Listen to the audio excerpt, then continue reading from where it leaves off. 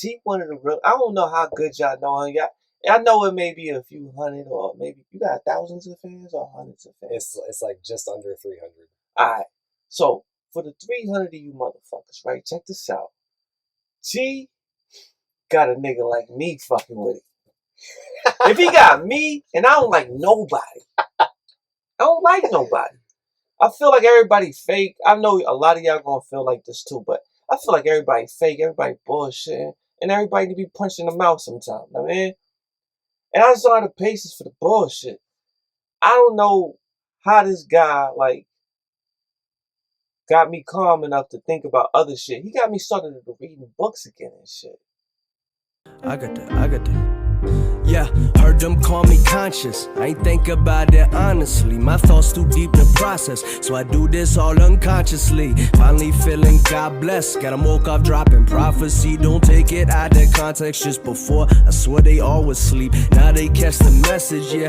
Bet that every song is deep. It's levels in each concept. What I conjure's never mono theme. I'm trying to lead this flock for the cause, not the following. People upon a partner, and I wonder why they drawn to me. Once upon a time, I thought to follow up a dream. Draw life about these lines, nothing twice about these schemes, and like thrice about these insights. What I write is like a blueprint for you to comprehend life.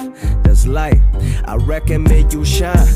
Never dim it down, even if you live surrounded where everybody vision clouded. Remember, staying down ain't quite as good as getting out. It said, remember, staying down ain't quite as, ay.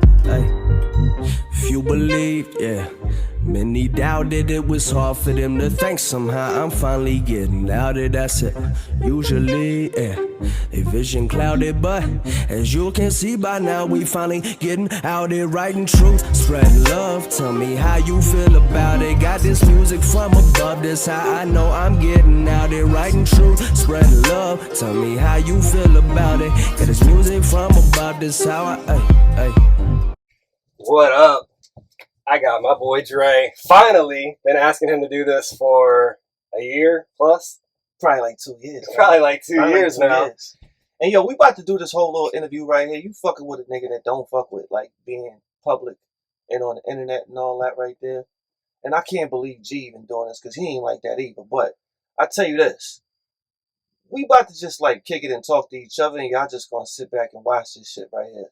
I mean, nothing major, nothing crazy, but just listen, just sit back and just listen to some people that, you know, ain't seen each other in a while, man. I ain't seen my boy in almost, I mean, a whole cycle. We'll get to the how we met, but first, who is Dre? Who is Dre? How were you raised? Where were you raised? How old? What did you believe growing up? What do you believe now? All that type of shit. What's your story? That's the whole conversation right there. There we go right there. What's your story? That's some real whole shit right there. Slow it down. Give it to me one by one, though, so I can, like, I ain't gonna remember. We drinking, we smoking a little bit. Let's just start with what's your story?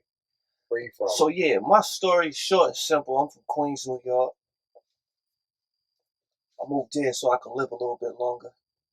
I came up in, like, the group home, foster care home system and all of that right there. And, you know, we got families in the whole nine, but, I don't really want to bore y'all with a bunch of, like, bullshit that a bunch of y'all been through also. But to make the story a little bit more simple, before we elaborate on it, you know, we made it. We made it out of our situations. We're a little bit better now. We better men. And we can't wait for tomorrow every day. Amen. So you're in a Gee, you never told me about where you from. And how you, like, you never told me anything about your past, ever. Nah, that's not, and I felt like it was intentional, so I didn't pry into it. I never pried into it because I feel like I'm an open book. Honestly, you are an open book, but I'm never gonna open up a book that I don't feel that, you know, if I don't feel like it wants to be open, I'm not gonna open it. I'm gonna take it as it is, and you know, keep it like that. I mean, so I ain't gonna pry, but like, what the fuck been going on with you? I can't wait till we get back to me because I got a lot of shit to say too. But let's go. Let's finish with you, and then all right. So let's go. Which one? So you gotta be a little bit more specific. All right. So you said you were raised in a foster care system. What age were you put into that system? Uh, And so what happened? Like, what's the deal with like your mom? so my mom's, my pops. You know, I'm 42 years old. I was born in '82. Right. My mom's, my father was, my mom's from the Bronx. My pops is from the islands. Moved to Queens in 1980. When they got together, they was both in the, they was both doing their own little things, a little bit of street situations, on their own. And they got caught up in '86 when I was, I think, around 4 years old, something like that. They both got caught up and they got locked up, man. And they both did like some pretty heavy bits. They did like, one of them did 11, one of them did 16 years. And Mom's was the one that did the big bit. And, we got caught up in the system, and me and my brother, and we moved through the system, the group home, the foster care, so on and so forth. From the time you were 4, basically. Yeah. So pretty much from the time you remember. Yeah. I remember when they got locked up, though. I remember Right. when they knocked on the door. Well, they didn't knock. They was just in there when I came downstairs. Burst in the door. We had like, them plastic runners you put on the carpet way back in the day. Mm-hmm. So everybody wouldn't fuck up your carpet and Right. all that. I mean, I was laying on one of those upstairs, but I could see downstairs at the TV. I wasn't supposed to be up. So I'm looking downstairs at TV, and police came banging in the door, and they took him and they put me in the car too, me and my brother, and they took us to the joint. We stayed in there with them for 24 hours, and they took us away. Is your brother older or younger than you? Sorry. My brother's a year older than me. Okay. My brother's a year older than me. He's the pretty boy of the family. He's the gangster of the family. My brother did 16 years. Jesus. And the wildest shit ever. 2005, 2006, he got locked up. We ain't gonna get into what happened, but he had a situation with the police down in Miami, and a little shootout happened on the side of the highway. He got locked up. It's public information. You could look it up now. He was on some old hitman shit where he was, taking souls for money. You know what I mean? The thing was, though, he was taking souls for money for people that were drug dealers, because they had all the money. Right. So he was only going after them. He knew where the money was at by doing that. And he got caught on some old bullshit. And he ended up doing 16 years. The only reason he did not he had 3 lifetime consecutive sentences. The only reason he did the death penalty is because he told them where the bodies was at from things that he had done in the past. The weird situation for that right there is that 4 of the people he showed them, they were on the Fed's most wanted list, like top 30. And so he kind of took care of their work. He did their work. Yeah. And 3 years ago, this is going to be the wildest shit ever. Donald Trump let 250 people out of jail. Max. He was one of them. Kodak Black was one too. Same little train. It was Miami, Broward County. It was I can't tell you the name of the town. It was something in Texas, like real close by the water, and it was Minnesota, Colorado, and Utah, where he let these people out at. My brother was one of them, and now he's a law-abiding citizen now, And well, anyway, when we was in the group home back in 1992, we had a mayor in New York named Mayor Dinkins. It's the first black mayor in New York. You can look this up. You're like 10 years old at this time. Yeah, I was 9 when it happened. I think it might have been 91 or 89. I'm sorry. 91 or 89. And he had this law where there was a lot of car stealing going on back there, a lot of Grand Theft Auto going on in New York at that time. He had this situation where he said if any juvenile got caught by the police and arrested more than 3 times in 1 year, he was going to send them to an army base overseas. And Me and my brother was stealing cars back in the day, and we was taking them down to Flushing Meadow Park. It was behind Met Stadium. It was called Shea Stadium back then. Behind there is a big old junkyard where you could, take a stolen car and get $1,800. Don't matter what kind of car it is, you're gonna get $1,800. Right. That was our way of eating every day. Because before that, we was sharing a slice and a bag of chips and a 50-cent tropical fantasy soda every day. Stealing fruit. Sleeping on the roof, sleeping on the bench. So we used to have this thing at night where the whole projects would run up to this junior high school, and they had a pool in the back, and we would all jump in there. Everybody had their clothes on. Just jump in, play around for like 5-10 minutes, and get out. But the police came and ran back to the projects.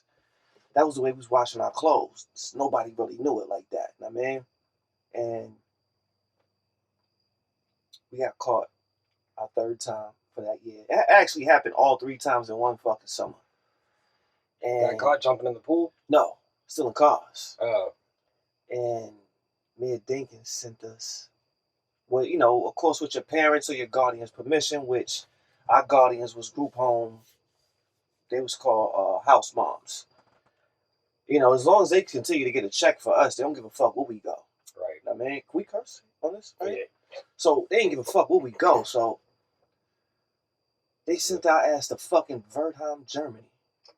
I'm 9 years old. I'm thinking Wertheim, Germany is somewhere in fucking Jersey somewhere.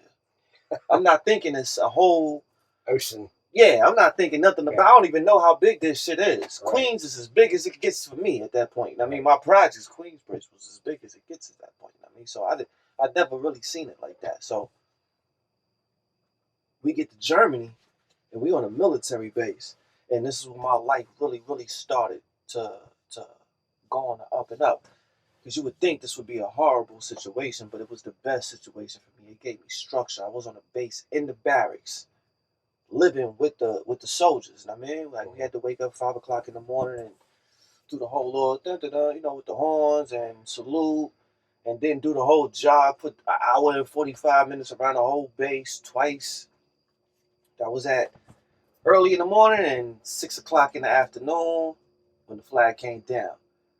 And it just, I was going to school out there, and every 2 days, bro, every 2 days. Imagine you in school, and every 2 days, they don't do this shit here in America, but every 2 days over there, they would take us off base to a new castle we'd never seen. Dungeons, the whole shit. I mean, big shit, crazy shit. That's awesome. Man, fly. I loved it. I loved school over there. It didn't feel like school. It felt like, you was being put on. Right. You was learning some shit, but being put on. Like, if I come in and say, yo, G, I got some shit where you could make a lot of money, or da-da-da-da. Right. I'm putting you on. They was putting us on, and it felt like that. I mean, and it was a bunch of kids from all over the United States. So you always met somebody from a different cut of cloth that you wasn't familiar with, And shit was great, man. I was out there for fucking 3 years. I was out there when the Berlin Wall came down. We had a field trip to the Berlin Wall. So that was 89. You were already out. You were out there when you were 7. Yeah. We had a field trip to the Berlin Wall a year after it came down, just to collect rocks and bring them back to class. Like, I remember seeing this shit. It was just like a year later, it was still fucking smoking all over the place. And all the rocks had like spray paint on, like they was spray paint on the wall or whatever the case may be. Shit was dope though, man. Like, living in the barracks with the soldiers, you got to build like real structure. You got to make your bed 5 o'clock in the morning, 2 minutes before 5 o'clock. Have your fucking boots polished, have your uniform polished. I mean, you got to do all of that shit. It was like serious. And we began to like it. I mean, so after 3 years, we came back to the United States and we fucking hated it. Because out there, we ate every day, 3-4 times a day. It was never no missing no meals. I mean, it was always, you was taken care of, you was good. And coming from that and having like that whole camaraderie with the soldiers, because they would put you on game and tell you about what it's going to be like as a young man, and when you turn into a man. And these was men, soldiers that were going into the Gulf War, doing tours to the Gulf War at this time. So American soldiers in Germany with you, not German? So okay. No, this is all American. This is American military Embassy. base. Right. It was on top of a mountain. The base was on top, the very tip top of a mountain. It was called Verdheim, Germany. And the next year and a half, we spent it in a place called Würzburg, Germany, which was probably like an hour and 45 minutes from there. But we came back from that to this, back to New York, and it was just, it was trash, bro. Like, you seeing people get killed. The drug game was rampant at that time. Like, crack at this time was... Everybody knew what the fuck crack do to you at this point. Right. So it was even crazier. Right. And it was so much money. Put it like this. Imagine before you leave, you see everybody around you black. Everybody's black people, right? Everybody's poor, fucked up, living in some bullshit, drug addicts, dying. And you come back and it's all black people that got hundreds of thousands of dollars. Because crack is banging at this time. Motherfuckers know what to do to you at this point, and they still taking it. And it was so much money to make. Crack is different than any other drug. It ain't like coke, where a coke had to come through by 8-ball, and he good for the night. You know what I mean? He good for the night until he fall asleep 2 days fucking later, 3 days later. Heroin, they get high, they get a dub, they get high, and they pass out for a day. You know what I mean? They gonna sleep for 24 hours after that high go down. And crack is every 10 to 15 minutes, you gotta come back and get more. So everybody's making money fast. It's coming back quick. And it just blew us away at that time. Like, never seen a lot of black people with money all the time. I never had seen that before. Right. It was a weird, wild situation. Nice cars coming down the block. The chicks is dressing better. Dudes has got on minks. I mean, they got security. They got their guns on them. They got these fancy cars. It was different kind of, it felt like I went from Germany to another country that wasn't here. We came back and we just felt like, listen, everybody's making money. We got to get money too. And at this time right here, we talking about so this is 92, 93. 93, Pop, Biggie is out. Bone Thugs and Harmony is out. Nas is in the projects, killing everything, live at the barbecue, for real. Everything, the pinnacle of hip-hop is happening at this point right here. Everybody's making money. Jay-Z's dropping Reasonable Doubt. Nas just did Illmatic. It's just a different vibe and feel in the city of New York. It didn't matter what borough you was in. It felt like everything was on fire. Like everything was happening now. Imagine you got a trip planned. I mean, you about to go to Dubai. You planned this trip a fucking year ago, right? This is the day, 2 days before it. You out there shopping, you trying to get all your shit, you trying to get what you gonna wear out there. You can't wait to see it because you've never seen it before. It's time for things to change, you know what I mean? This is how it felt every fucking day. Like your life could change tomorrow. You fuck around and meet the right person that trusts you to give you something else for you to use to make money. For both of y'all. Boom, life changes right away. Right. Every day felt like this. And it felt like that from 9-3 to 1999. 94, 95, 96, 97, 98. I repeat. Matter of fact, I'm going to give you 95, 96, basically, 97, 98. You're 12 to 18 years. But don't worry about my age. 95, 96, 97, 98. 98 was the pinnacle. Those were the best years of my life and everybody I know. Everybody I know, whether they were 10 years old or 50 years old, and anywhere in between. Those were the best years. Money was easy, money was quick, money was fast. There wasn't much, police around at that time. They wasn't violating everybody like that at that point. It was just a whole nother vibe, man. Everybody, it was still shootings and killings going on, but it was more governed. It was more ordained. Like you wasn't just running down the block shooting at somebody like in a neighborhood. Like you had to make sure that shit was okay. You had to be somebody to do something like that. It was just more order involved. I mean, it was more It was structured better, man. Nowadays, you know, everybody just do what the fuck they want to do because everybody feel like there's somebody else they're really fucking not. And that's just what it come down to. You think social media is the biggest thing behind that? I feel like social media is the goddamn devil, bro. I met these bros before. Y'all don't have any idea. Your favorite broad on Instagram lives in a fucking futon mattress in a room. She's sharing a room with 5 other people. Like, it's nothing what you think. Nothing what you think. I've been around it. I've been around from the lows to the highs, man.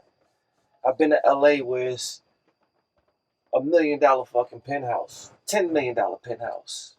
15 motherfuckers live in there. In a one room, $15 million penthouse. One motherfucker pays the bill. And the rest of them just live there. They do their videos downstairs and by the pool and this and over here and making it seem like this shit. It's nothing like you think, man. Deception on a lot of levels. Yeah, bro. Today's world is all about deception, man. It's all about, like, if you look like it, they feel like they really gonna be like that. And all this manifestation bullshit and all that. Unless you put the fucking work in, ain't nothing gonna happen. Ain't nobody coming for you. Ain't nobody coming to scoop you up and help you and give you the bag. You gotta do the work. I know people in LA and New York, social media influencers that's being sponsored. That's worried about their sponsorship being taken away. When I say sponsor, I mean give you the Ferrari, give you the Lambo, give you the apartment, give you the clothes, give you the jewelry. Make you look like that. And this guy's getting 5%, and the dude that gave him everything is getting 95%. But y'all looking at this dude like he's the, you know, I gotta live my life off of him, but it's nothing like that. These guys live like this with no problem. They don't have any issue with you not knowing or knowing. They don't give a fuck. They just trying to keep it going, and they stressing out. This dude's getting gray hairs at fucking 21 years old because they think their sponsorship gonna get taken away. I look at these dudes like, yo, son, you signed up for this shit, bro. Like, you gotta just deal with it. You gotta deal with it. If you're not gonna deal with it, then make it on your own. But anyway, 9-4 to 9-8 was the greatest years in New York history, hands down.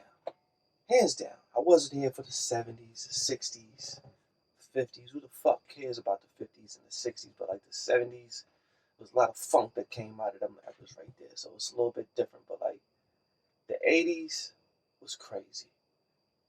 The 90s is when motherfuckers started getting money and style came into play. When style came into play, it gave people a reason to like upgrade and do better and know more and be better than the person that they thought they admired. I mean, it was just a whole new vibe in the city, man. And I could speak on this because, you know, I was a train kid. I used to just get on the train at night and just ride the fucking train and just ride around the city and see what's going on with everybody. And everything was just on fire at that point, man. 99 came and the motherfucking internet came out. So, the internet was there before that, though. But it got popular.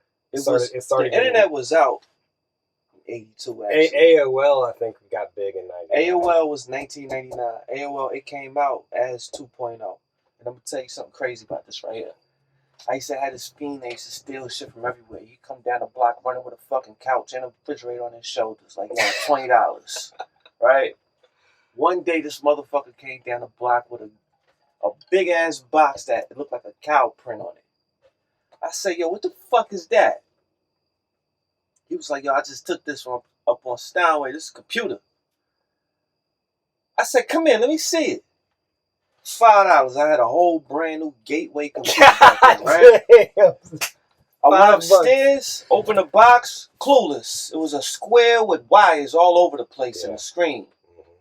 Fat back screen too. Like had you ever played with Legos up to that point? I was too poor to have a fucking Lego. I used to watch TV with kids playing Legos, and I loved it like that because I used to like to see what they did with it. It was a show called Reading Rainbow. The reason I asked, the Reading Rainbow, that show was tight. And he, Butterfly in the Sky, I go twice. That joint right there with LeVar. And he used to have these kids at the end for the last 2 minutes. They were building shit with Legos, and he would show what they built at the end, like a dinosaur, a car, a crib, or whatever the fuck it was. Love Legos, but just didn't. I still to this day never had fucking Legos. So the reason I asked is when I first got a computer, I was actually able to hook it up, even though I was like 7 or 8 years old. But I hooked it up because the instructions reminded me of my Lego sets, just like one step at a time. When I opened the box of that computer and I seen it was a telephone book of instructions, I said, "Fuck that." I went outside and found the smartest fiend I knew. Right. He used to work for the electric company. It's called Con Edison in New York. I brought this motherfucker upstairs, bro. He hooked that computer up, and like I went and took a piss, came back, it was done. It was on. Yeah. And I turned that shit on, and this is 99? This is 1999. I put the disc in the fucking gateway computer, the whole tower shit. And it said 25,000 hours of internet, AOL 2.0. I'm never gonna fucking forget this shit, bro. Right. 25,000 hours. You know what that sound like to me in 1999? Yeah. That sound like forever. Yeah. Know what I mean? Yeah. Yo, I burned through that shit. I burned through that shit so fast, and AOL kept sending me shit in the mail after that. Because once you sign up, put your address and shit in there, they started sending you the CD for another 1,700 hours or another 7,000 hours. And they had this shit. It was like a group chat joint where you could talk to broads. Yeah. Right? And the thing back then was name, sex, age, location. Yeah, ASL. You know what I ASL. mean? Yeah. And shit was so live, yo. It was talking to motherfuckers in Brazil, Germany, Europe, China. You could talk to anybody anywhere. I couldn't fucking believe it. It hit me immediately. The internet, the era of the internet hit me immediately. I could not believe that I could talk to somebody right now just by pushing some fucking buttons and they gonna talk to me back. 2 years later, you could throw a fucking picture in that bitch because you could get the little camera joint. Now, man, this shit went so fast from that picture shit. When they got those little cameras, they was like $100 back then. Put it on top of your monitor, squeezed on. And you couldn't do video. You could just take a picture. You could take as many pictures as you want. You just hit the space bar, poof, send it. That shit accelerated from that point right there. This is like 2001 at this time. This is the era of G-Unit, Dipset. If we talking about the South, you're looking at like T.I., 3 6 Mafia, Eminem, Spinners is out. Rims, the Rims Spinners was out at this time. Nelly Country Grammar was banging crazy. I even seen gangsters like playing this shit in their cars. Yeah. This is that era right there, right? Dr. Dre shit still thumping. Right, 2001. It was. This was right here was like the time to fucking be alive. And the internet was right there in the background like we fucking coming. And DMX, that was 98. DMX 98, because that was a transition. Yeah. That was a transition to hip hop because it changed everything. It went from you drop an album today, I mean, you that's ain't gonna hear nothing for 5 years. The first hip hop song I remember is Rough Riders Anthem. My cousin was bumping that shit. I guess I was 9 years old. We gonna jump around right now, right? We gonna leave it up to G to bring me back to where the fuck we was at before, but let me jump onto that right there real quick, right? Listen. Rough Riders Anthem, 1998. It was... I can't say it was the first time I heard hip-hop, but it was the first time I was like, this is crazy. That was the first time you heard hip-hop? I can't say it was definitely the first time, but it was the first time where I was just like, what is this? Like, this is different. 98? I was born in 89. And I'm a white dude from the country, bro. It's totally different. Okay. That make a little bit of sense, but goddamn, you missed some shit. You was young when shit was like cracking. No, I've been talking to my friends. We gonna have to come here and have a whole discussion on nothing but Illmatic. I got pictures of Prodigy in my living room on a dirt bike with the dirt bike in the crib. I got pictures of Nas in the basketball court sitting on lounge chairs. In the phone right now. I can show it to you right now. I believe you. Right the fuck now. Don't let me forget to show you that shit. All right. Alright? Do not let me forget to show you that shit because you need to see some of this shit right here.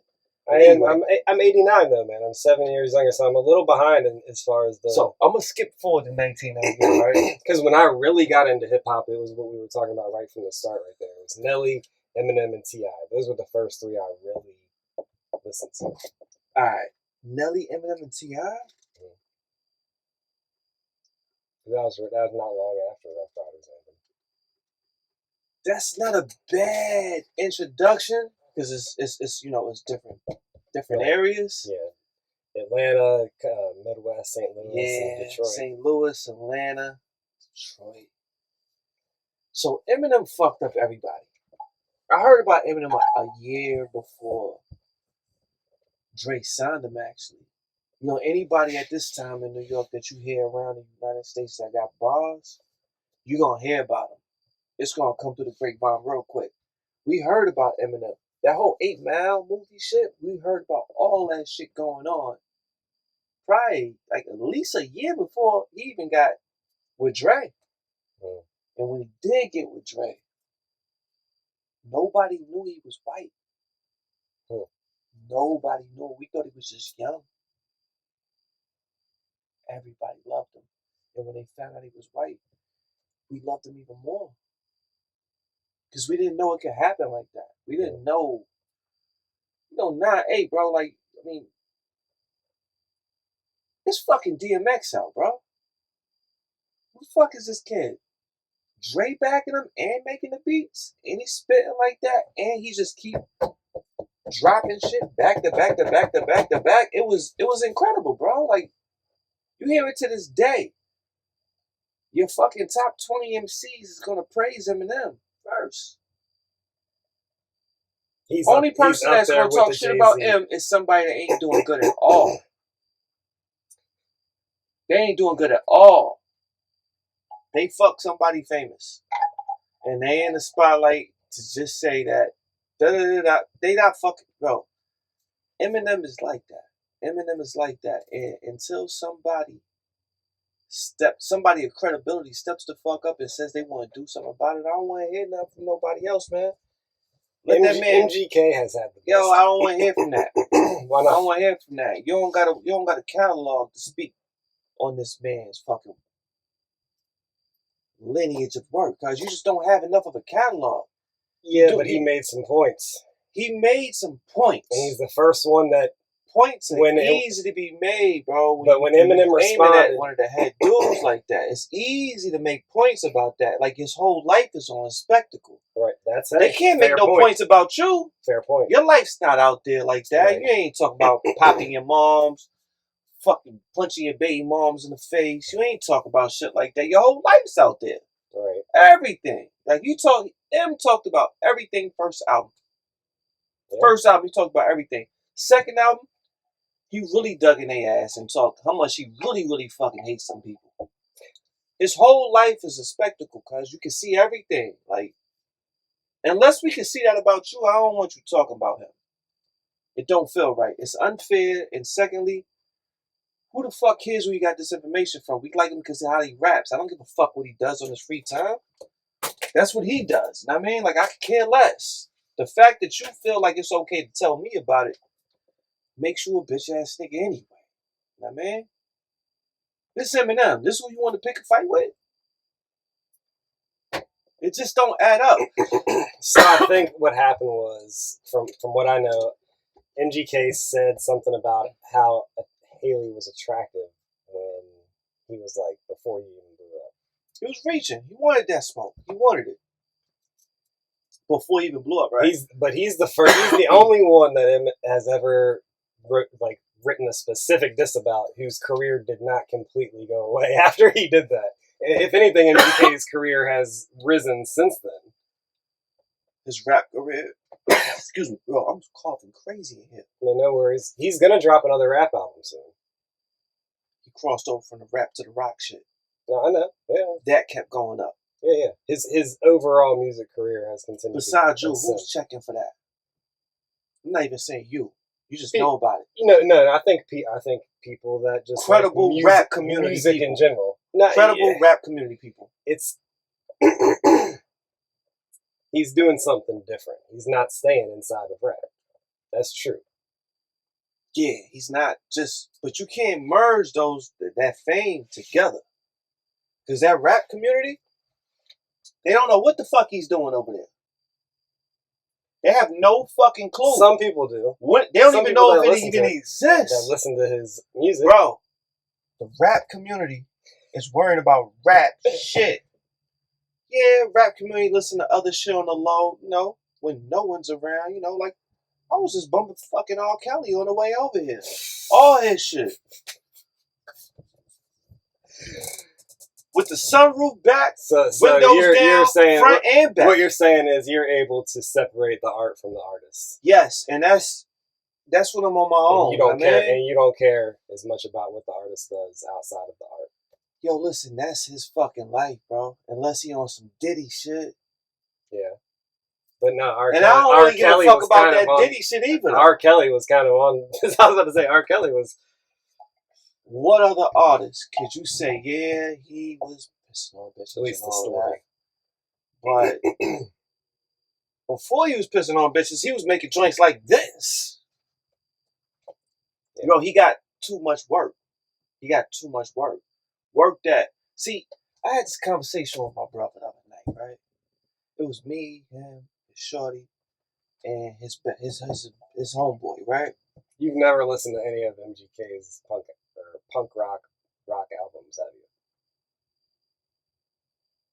No. I don't even know where to get that. I'm not into punk rock though. Yeah. I'm like into, it's still good music. I guess that's bro, I'm from the early '80s, so right. That feeds into exactly what I was about to tell you just now.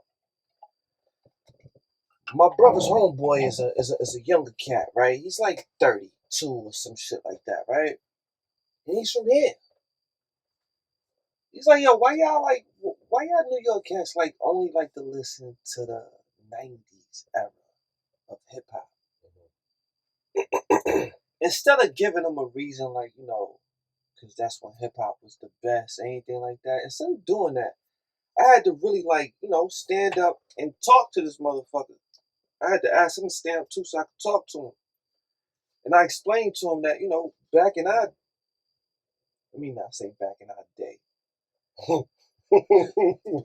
Back in that era, right, of the 90s, it was a lot of guys, a lot of young men at that time that had, no father around. I mean, and if you had your moms around, you was considered lucky.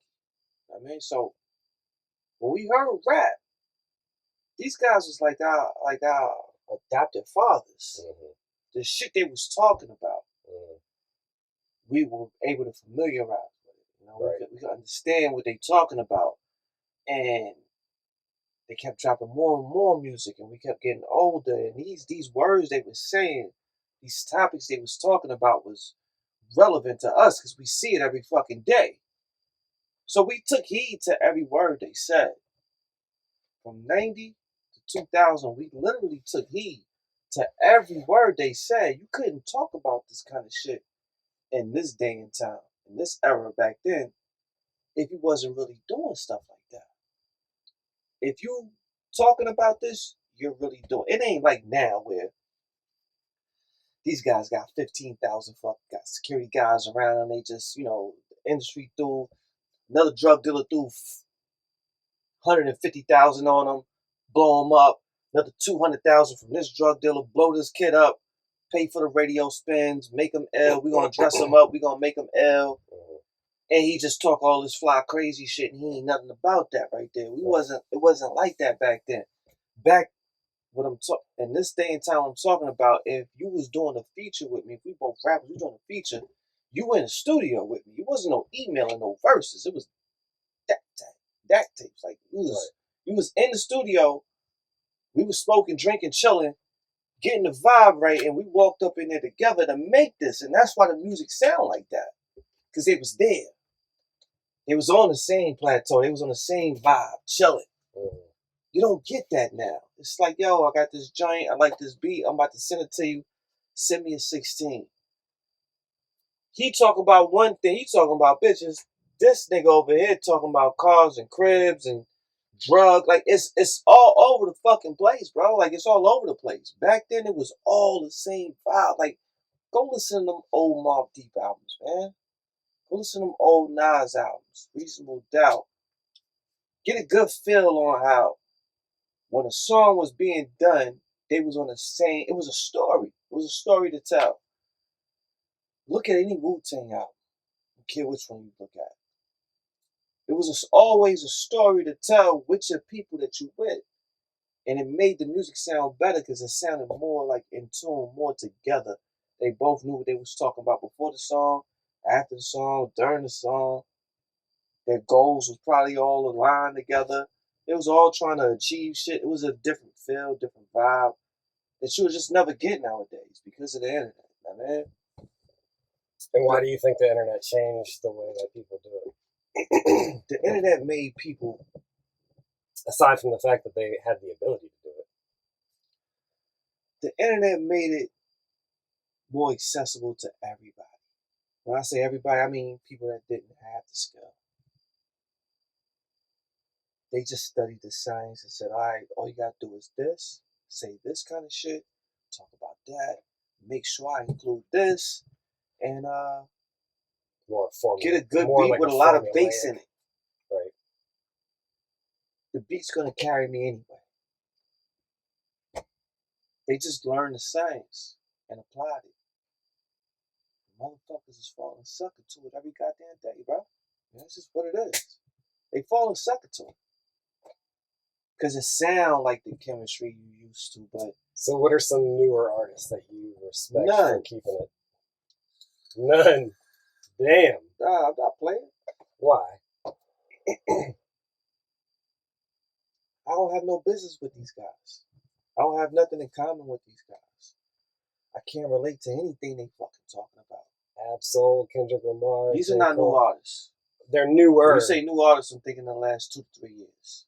Okay, fair enough. I'm talking about newer. I'm talking about newer than what we were just talking about. So you talking about newer than 2003 plus? Yeah, I mean, yeah. Okay. I mean, there's been good artists through 2020. There's been a lot of them, bro. Yeah, And they always come from these holes and gutters from where the exposure of everything that's going on can't directly touch them like that. What do you think about B.O.B.? Your guy? Mm-hmm. You know how I feel about that. No, I don't. I feel like he's extremely skilled and talented. I just feel like the direction that he chooses to go into, in certain circumstances, most circumstances, I'm not with that. I'm more of a boom bap kind of guy.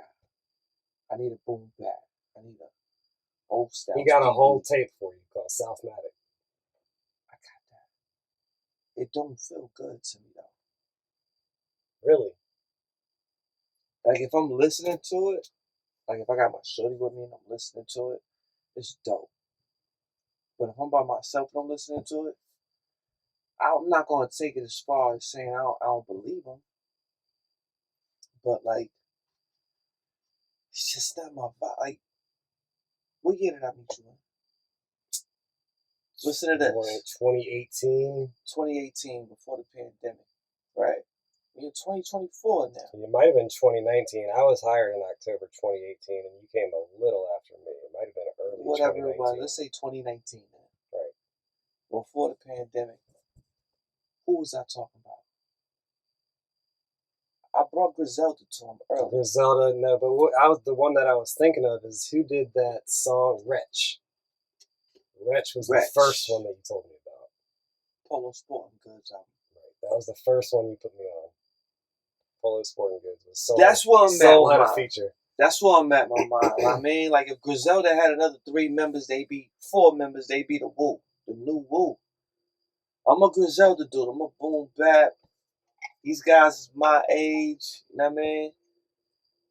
And it's not cool to hate on all the younger crowd, but fuck them niggas, man. Like I'm not fucking with none of that shit right there. And I don't want them to do with all that, that weird dressing shit, bell bottoms and I mean boots like with the rubber this big with two laces and weirdos. Don't get me into talking about this shit. Because I'm a hater when it comes to this new shit, bro. I'm just a hater, man. I just don't like that these niggas talk this crazy shit. Like who? All of them. Not one of them I'm not talking about. All of them, dog. Like, I don't like none of these niggas, Who are bro. you not talking about? I know you're not talking about J. Cole or half of Dreamville. No. Or TDE. J. Cole just sucking shit, dog. You talking about putting the diss out and then pulling it back or whatever? He differentiated himself from us. That right there. I think it was pussy shit I've ever seen in my goddamn life. I think it was genuine. It makes me listen to his music differently now. Yeah? I love J. Cole, dog. I love J. Cole, that was too. some sucker MC shit he did. Yeah. You ever heard of the term sucker MC shit? Of course, but you're from a different era, man. That's what he did. But from the other side of that is he put it out, he didn't feel right about it, and he did what he thought he should do. He should have never put it out. Should never act like you wanted that smoke. Yeah. So you act like you want to smoke, you do 3 drinks. And now you back the fuck out when shit get hot and your man gets smoked and toasted. You smoke, son. Yeah. Not lyrically. It wasn't lyrically he smoked them, because I'm going to be honest. Not like us. That shit is super. This shit is fuck. I know y'all gonna be like, what? But that song was super fucking trash. That ain't Kendrick to me.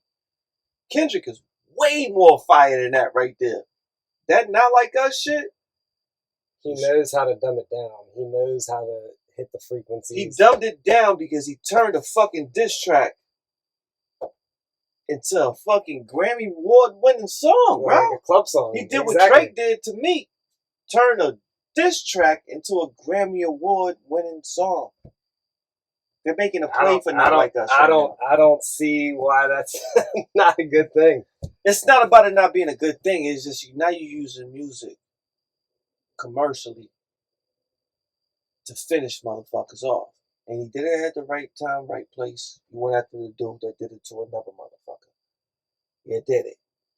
You at the Super Bowl this year. You're crazy. You're like, you fucked him up all the way. He's already dead. Don't fucking piss on him, I mean? Don't kick him in the face and piss on him. He's already fucking dead. He's done. Leave him alone now before he drop a fucking R&B album and fuck everything up for you. Like, just chill. He'll make women not even like you no more. Chill the fuck out, because it can get like that with this dude Drake. Like, he can get like that. He could drop an R&B album and be humming at these broads. Not even just humming and make females hate anything that look like fucking Kendrick Lamar. I mean, don't get too carried away. You got the Super Bowl, you fucked him up, you got a Grammy for it. Leave that shit alone.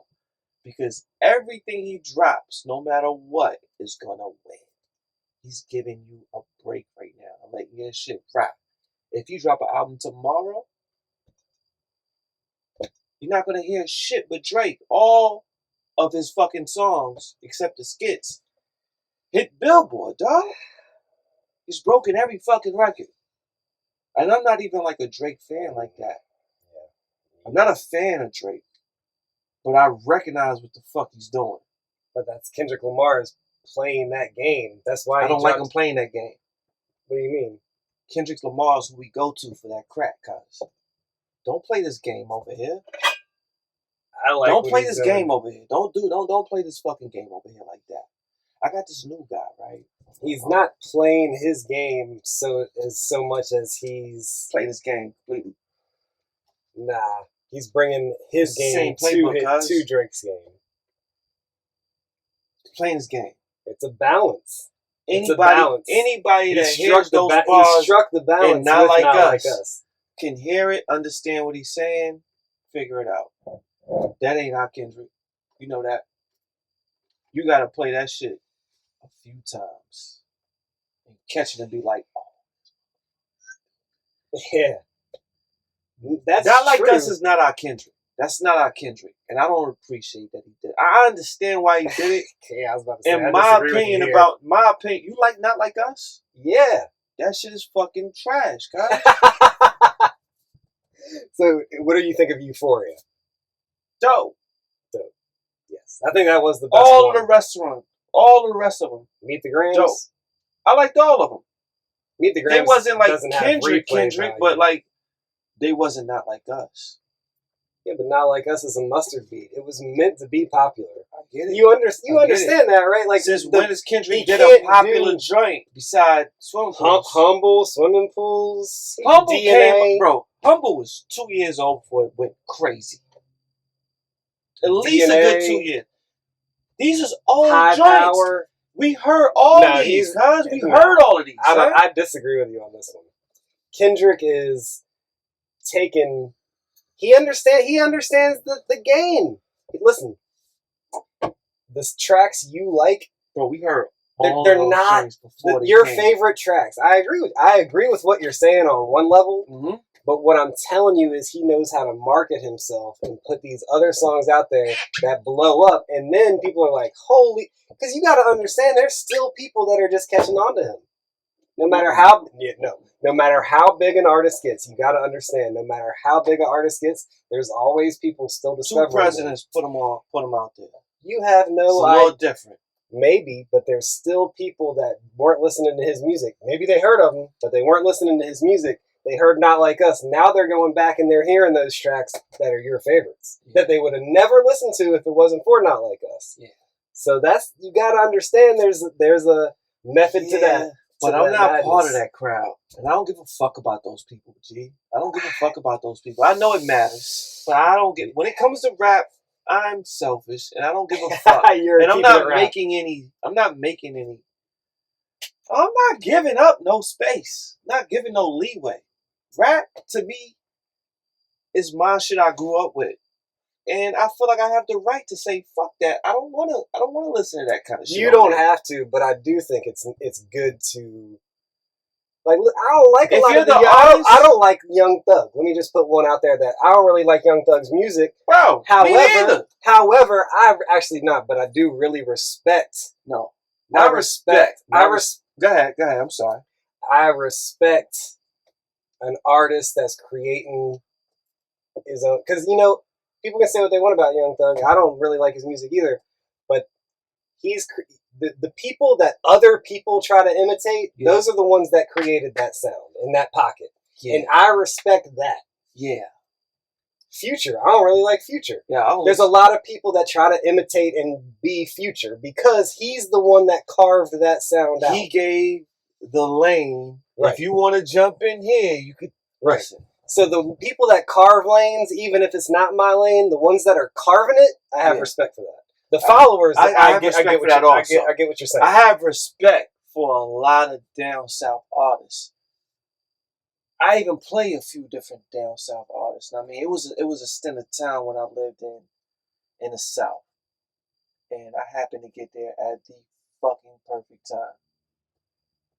T.I. came out 24, rolling, that's how Bone Crusher, popped never scared. And I ain't never scared. All these different dudes. Oh, 3 6 Mafia. Outkast was on. They had already blown up, but they were Yeah, but I had visited first for like a month in the summertime when they dropped ATLian, so I was already aware that these motherfuckers in the South is on some shit. Yeah. They coming. I might need to pay some attention to it. I like the Atlanta scene. I remember having the CD for the ATLians, had a naked bitch with an afro with titties out. Crazy though. I was aware of the South. And then one summer came, right? This would turn the tide. I went to Myrtle Beach Black Bike Week, right? This might have been 2002. Young Jeezy was out there, staying in the same hotel I was staying at. This nigga came through with like 2,400 motherfuckers. Everybody changed like this. Escalades was out, Spinners was out. They got trailers with motorcycles and jet skis, boats, all type of shit. I'd never seen You know, this is back when Jeezy was young, cuz. We was all young at this time right here. I've never seen a team of so many people with one head dude. So many people. If I made it like realistic, bro, I'd say like 40 people. Everybody's doing great in life. Little did I know, this was like the beginning of that little BMF situation. I meet him, I mean, we got the same bike at this time. This was R1, Yamaha R1 at this time. We had the same bike, and it was weird because we both had our bikes. The frame, swing arm, wheels was all chrome. We both have like the plastics called fairings. We both had different fairings that we ordered from somewhere fucking crazy and got them painted. And you know, we kind of like met each other, say yo, what up, da da da da. This motherfucker didn't even ride a bike. He just had one fixed up nice, just to stand next to it and holler at the bros, you know what I mean? And we kicking it, we chilling, I meet this people, my people meeting this people, chopping it up, politicking, and he gave me a CD. It was that Snowman CD, that first Jeezy joint. I put it in my car at that time. This is like within the first 2 hours of everybody showing up at their hotels. It's like Wednesday. It goes from Monday to Monday. We both got there on that Wednesday. And for the time I played it, that shit played all over the fucking place. Until we left. That following Tuesday. It was ridiculous. That whole first album, Jeezy joint, that mixtape, was nuts. The feeling of that shit right there felt new, crisp. It felt like you just needed to be on this type of time at that moment. I mean, it was amazing, bro. I even went down like 2 months later down to Atlanta to go chill with them again. We went to a strip club. I can't think of it right now. I know my strip clubs and I can't think of it right now. I'm fucked up a little bit, but yo, listen. This is during that BMF era, right? These motherfuckers, right? We about to walk in the club. Like, remember them? What's some expeditions that's longer? I guess it's like a excursion. Sure. Like 6 black excursions pulled up. 150 little motherfuckers jump out of this joint with everybody dressed in black. All excursions is all black. They come out with these duffel bags, big duffel bags, bro. You can put a body in one of these joints. Everybody got one. I'm thinking they about to rob the spot. I go ahead inside and I see them come in, talking to everybody. Everybody's happy with them. These dudes had hundreds of thousands of dollars on them, millions of dollars on them in them bags. They traded in for ones. They threw so many fucking ones in the club that night. So imagine you there for 20 minutes. The floor, you can see the floor, you can see your feet, you see your sneakers. 20 minutes later, they throwing so many ones, you can't even fucking see your calf muscles. Forget about your shoes. You can't even see your thighs, your calves. Like, it was just, they threw so much fucking money in this club that nobody thought about scooping nothing up. It was just so much money. And there was this big fan from both sides of the club. It was Magic City. It was just money just being blown. It was just money in the fucking air for 8 hours. With naked bras all over the place. Dark, music, disco strobe lights, and money just floating in the fucking air. For 8 hours we was in that bitch till 7 in the morning. 7 in the morning. They had that much fucking money, bro, and all of a sudden, boom. They just all disappeared. It was just us, regular niggas that was there, and the strippers. They left the club like this. High, cash, everywhere. It was the wildest shit I've ever seen in my life. And from that point on, when I played this joint, I knew he was gonna be some shit. But after that, I knew he was gonna just jump the fuck off, and he had just recently stopped fucking with Gucci Mane at that time, because Gucci wanted the song for himself, that So Icy song. some weird shit going on. I might be wrong, but I think that's 100% correct, to be honest, though. But yeah, man. That was that time, man. That was a fucking time to be alive, dog. So I think we went on the hip hop tangent. You were talking about your computer. You got your computer hooked up 99. Kept getting the AOL. Yeah, so you saw meeting bros on the computer and all that, right? And then a year later, while I'm fucking with this, I met another dude in my project that I was in the chat room. It was a chat room. And you talking to people, and then you could direct message somebody if they hit you first, right? Right. And it was a motherfucker from our projects in there. So in my project was like courts. So it was your court and it had 2 buildings. Sorry, 3 buildings. 2 here, 1 in the middle, right? Right. That was your court. Right. This motherfucker lived in my court. Got you. Because he said one of my the different address buildings or the same building? He was the one right across from me. Got you. And his name was Reg. And I knew him, but I just didn't fuck with him like that. Like, back in them days, you had your team, your crew. You fuck with your crew only. You don't talk to nobody else. You don't fuck with nobody else. Unless your crew is cool with another crew, you ain't fucking with nobody else. You know what I mean? And he was from a crew that I ain't have no problems with him. I have no beef with him, no situations. I see him, what up, nigga? That's it. I mean, conversation, 3 words. Hey, yo, what up? That's it. No more. And I see him send an address to a broad in the chat room. Because you can go to like New York and then you can narrow it down to Queens at that time. And he sent the address. I was like, yo, who the fuck is you? Like, what you doing over here? He was like, yo, I live over here, blah, blah, blah. Like, yo, son, come outside, man. Like, yo, when we get back upstairs and we get back on this thing, we about to go with everybody together. So, like, we got to work as a team now. I mean, this is new. Like, back then we was calling it new electronics. I mean, we wasn't calling it new technology. We called it new electronics. Yeah. And we started getting it right, man. We started like figuring out the internet, dog. When we figured it out, man, like the internet was like the livest thing in the world, dog. You can't even pay anything or anybody to get back to them times when the internet had just came out. Yeah. It was so ill. Napster. Yo, dog, Napster, LimeWire. LimeWire. Bro, let me put you on, right? I'm about to tell you a little story, right? Yeah, all right. Check this out. Go ahead. We was me and Rez online, right? Yeah, these bras.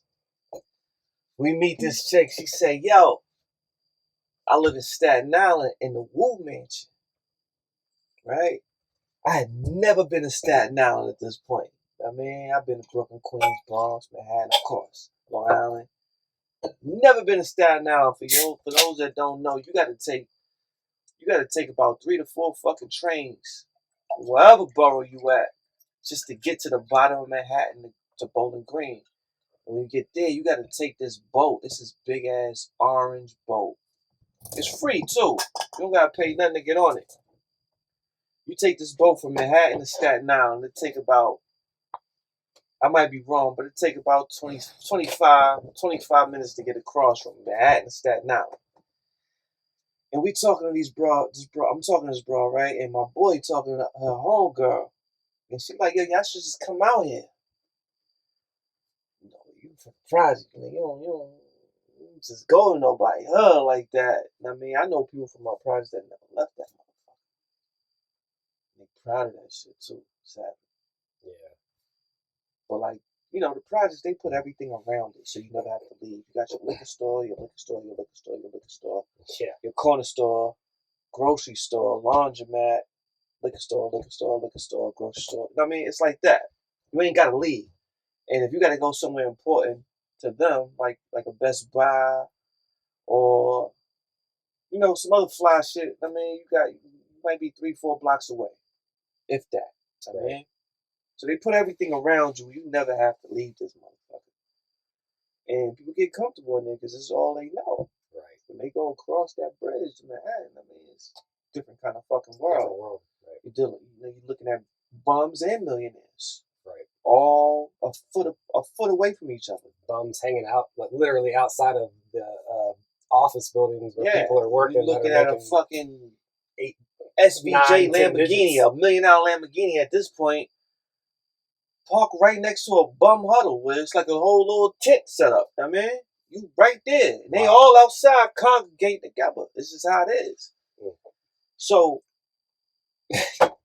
that's just crazy, bro. That's literally how it. What the fuck? Oh, this is what you was talking about? Pause, y'all. 1 second. Let me see what's going on with G over here real quick.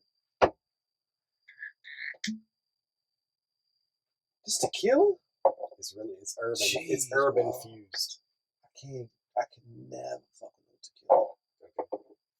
Like let me not just say tequila. I don't really fuck with anything besides any cognac. Like it's either Henny, Douce,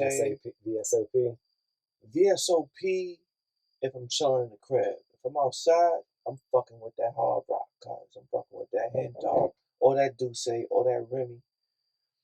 Or, might mix a little bit of Henny with the Remy, make some Tiger Piss. You never know. Never know how crazy you're trying to get that night, but tequila, this is how you get shot. Mad times. That shit right there get motherfucking shot, bro. Nah, that's the dark tequila.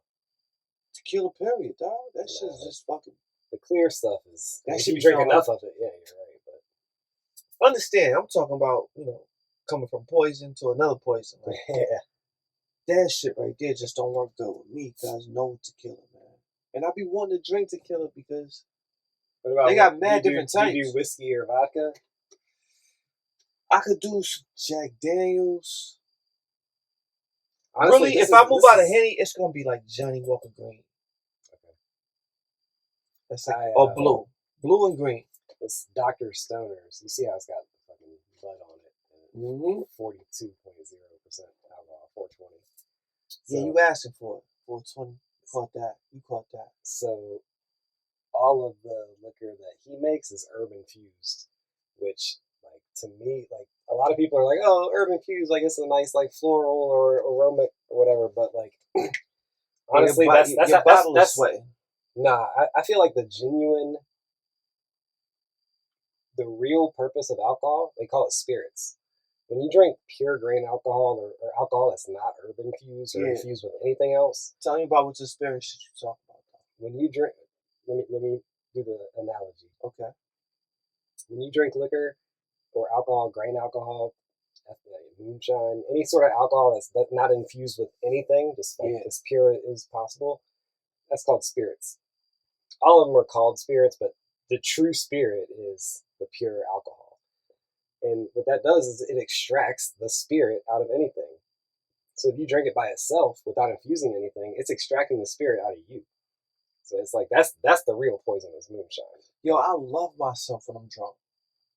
Yeah. I love how I be. Yeah. So you telling me, first of all, let me take this shit is still recording because it's black. 1000%. Alright, so check it, right? Me and G haven't really gotten into how we met each other yet, and we're gonna get into that. We're gonna get into that the next joint, right? But check this out, right?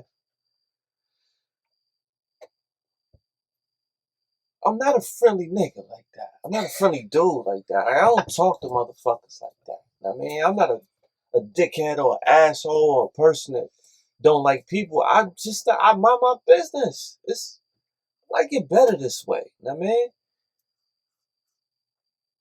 G is somebody that he always got a pass with me.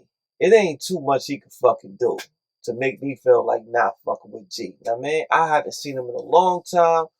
I mean, our lives had pretty much. We both got furloughed from the same job at the same time. Yeah. We've seen each other 20 times since then, maybe?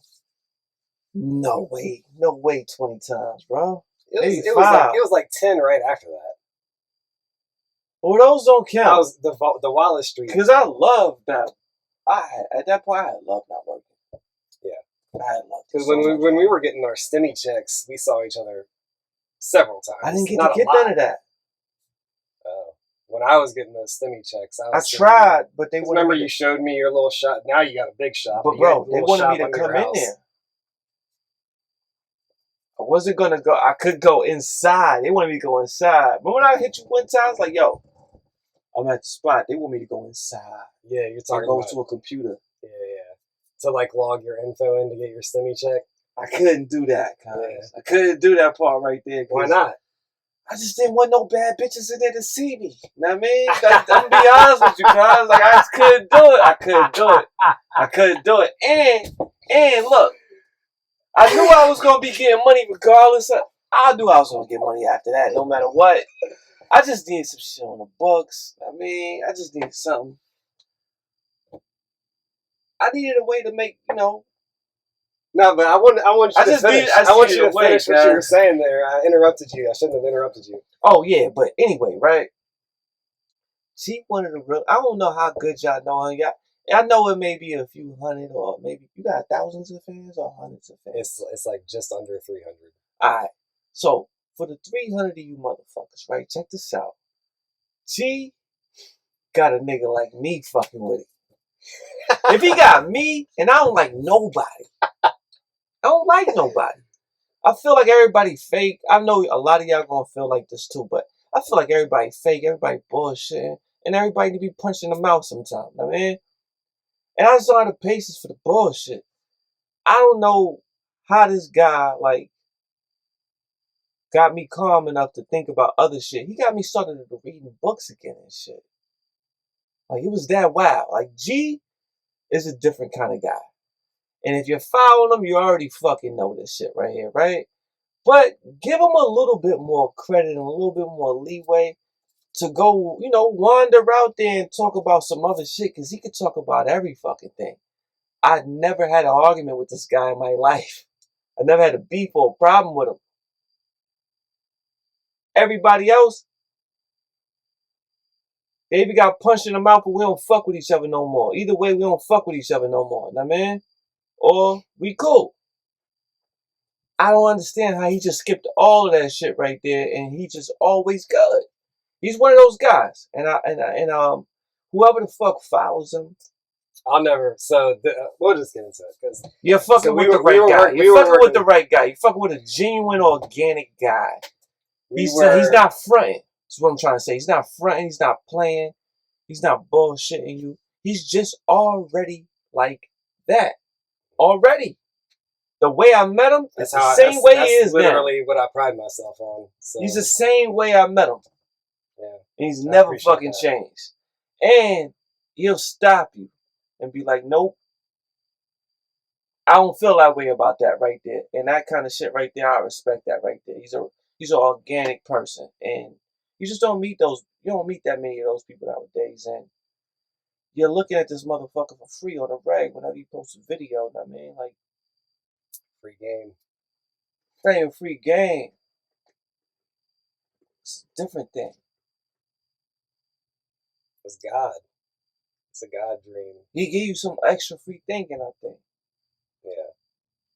Give you a different direction to look at shit. I don't remember exactly how long you had been at AJ, but I remember the day I was out there. I was hitting my chillum, because I would go out there during my breaks and I'd be hitting my chillum. Remember? My weed. Gee, what the fuck is a chillum? It's like a one hitter, but they're a little bigger. Fancy word for a joint, or like the little fake cigarette shit you stuff the weed in and smoke? Yeah, kind of like that, but bigger in glass instead of ceramic. Yo, nope. We can't talk about that. Why not? Nah, we not talking about that. What you talking about? You know I'm about to talk about that shit. Oh, no, not that. No, we ain't talking about that. We don't talk about that. No, I'm talking about the day. Woo, that would have been a story right there. You can tell it if you want, but I'm going to leave that one on you. Hey, yo, y'all, pause for 1 second. I got to take a piss real quick. Right. Be right back. You got to take a piss too, bro. Stop acting like you don't. You drinking too. You pausing this, or you just going to, like, do the buttons? I'll just hit... yo, that would have been a story. I could never... muster up. I was going to tell the story about, and I will when we come back, about when I was out there hitting my chillum. Remember, like, the picnic table that they had, like, out in the corner of the parking lot? On the far end? Yeah. Remember that day you came out there? Why you parked my bike at over there in the corner? I was high, because I just fucking hit my chillum a few times. Yeah. I was reading the Four Agreements, or You was one reading of the Four the Agreements. books by. It was a green book. It was a green one. Yeah. I think it might have been Mastery of Self. Nah, it was the Four Agreements. It was the Four Agreements. Okay. Because you put me onto that book that day. Yep. But and then we started talking about aliens and Gaia. You've been my dude, bro. You've been my dude for a minute, man. Yeah, we'll be right back. Yo, we gotta do a few of these. Yeah, for sure, dude. We gotta do a few of these. Man. We gotta do a few of these. For sure. And we're back. We're back, motherfucker. So listen.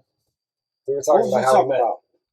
I wanted to, I kind of did already tell the story because I'm going to leave that part in there about the day that, because we had been working together for like maybe 4, 6, 8 weeks.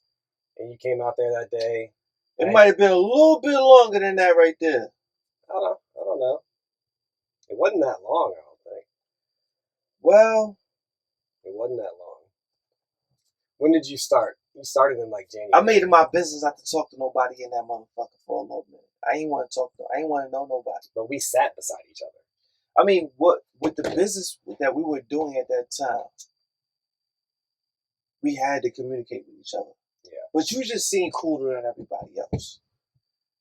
You just seemed like you understood what the fuck everybody else. It was just different. It was like you was there before everybody else. Right. And now you're there now. Like you know the rules. You know the oh shit. I don't know what to call it, but it just seemed like you knew what time it was in there. I mean, and I don't know how you even got cool, bro. I just know. No, it was that day. That's what I'm saying. Like we were already kind of cool, but we went out. You went out that day. I had already hit my chillum. I was pretty high because I remember you coming out there. And I'm thinking, damn, I'm high as fuck right now. Yeah, he's gonna know. And you did, and you were like, "What you reading?" And like we just started talking about the Four Agreements. And you don't see motherfuckers reading shit on their time off. Like they break. Well, me, I don't see nothing like that. Yeah. Like I like moving pictures. I like movies, fucking shows, shit like that. I mean, right. So reading is like the fucking taking the stairs up to the 100th floor. Mm-hmm. Watching the movie is taking a goddamn elevator. Yeah. Felt better. Right. I wasn't tired. Right. And I knew everything. I had memories and shit. So it was better for me. I mean, but other than that, I couldn't believe you was fucking outside reading on a beautiful goddamn day in front of my motorcycle. I couldn't believe that shit. Right. Yeah. So then we just started talking about, Four Agreements. And you put me on spirituality. Yo, he put me on, I just remembered everything now. Yeah. G put me on game. Not just game, he gave me the before and the after, what was going to happen after. It was just different. I can't leave on that. But like, he was just